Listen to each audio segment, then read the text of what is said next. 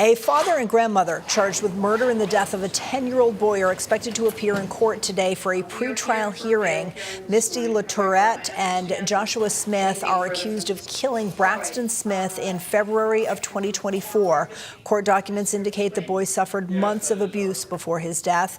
Today's hearing is for a motion to exclude certain evidence from trial.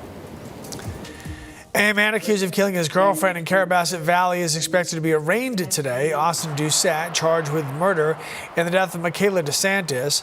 She was shot and killed back in March. Today's hearing also to decide whether or not Doucette will be granted any kind of bail. One person is dead and one is injured after a crash in Eddington. The Penobscot County Sheriff's Office says that deputies responded to a crash on Route 9 yesterday afternoon. They say a van had crossed the road and hit a vehicle parked in the breakdown lane head on.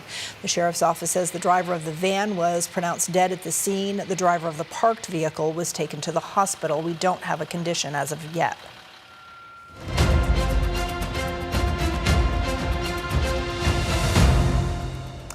Well, voters all across the state are heading to the polls today to decide who will be running in November's midterm elections. Yeah, our Leanne Stapleton live in Portland with some general voting reminders as you get ready to head out the door. Good morning.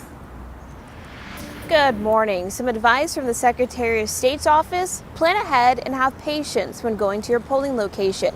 Chief Deputy Secretary of State Kate McBrien says some of the busiest times can be around lunchtime or after regular business hours when people tend to get out of work. She says if you can vote outside of those hours, lines tend to be a little shorter. Now, according to the Secretary of State's office, over 92,000 absentee ballots have been requested for this primary election.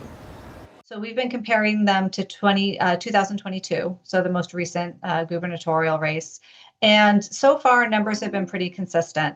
We do have, I'd say, maybe 3 times as many requests for absentee ballots as what we saw there. But the party numbers break down in the same ratio as they did in 2022. Now, depending on where you live, that's when the doors open for your polling location. As of right now, some of those locations around the state are open, and some can open as late as 10 a.m. Here in Portland, doors open at 7. Now, if you're voting absentee, you want to have those absentee ballots, bring them with you to your polling location. Don't put them in the mail. The Secretary of State's office says that the ballots need to be in the hands of poll workers by 8 p.m., and that's when polls all across the state close for the primary election in Maine today. Live in Portland this morning, Leanne Stapleton, News Center Maine. All right, Leanne, thank you. Some other news now. Police in Damariscotta are warning about some fake money being used in that area. In this specific case, it's called prop money, commonly used in movies, photography, and training. It looks like real money, but there are phrases on the bills, like for motion picture purposes, printed on them. Police encouraging all business owners to just make sure you look for those phrases whenever you receive cash. Please say if you think you maybe have some of this fake money, hold on to it if you can, and then just contact the police department.